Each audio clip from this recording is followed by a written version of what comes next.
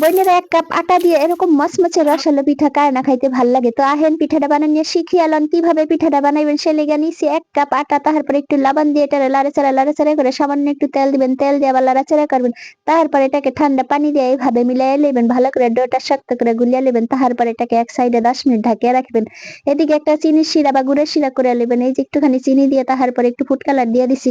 সুন্দর কালারের জন্য আপনারা চাইলে না দিলেও হবে। তারপরে ছোট, ছোট কইরা কয়েকটা রুটি বানাইয়া লইবেন। তো এইভাবে ডালাডালি করে কয়েকটা রুটি বানাবেন। যেই কটা রুটি হয় সেই কটাই বানাবেন। তারপরে এরকম কুকি কাটা দিয়ে সুন্দর করে কাটিয়ে লইবেন ছোট বড় করে। আমি ছোট বড় সাইজে ২ সাইজের করে কাটিয়ে লইছি।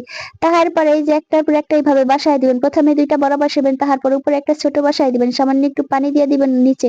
তাহলে এটা আটকিয়ে থাকবে। তারপরে একটা লং দিয়ে দিবেন ইচ্ছা করলে। তারপরে এই যে ডুবো তেলে এইভাবে গড়াগড়ি করে সুন্দর করে ভাইজা ফেলাইবেন। দেখবেন পদ্ম ফুলগুলি পানির মধ্যে ভাইসা রইছে। তো এই যে তারপরে লাল করে ভাজিয়া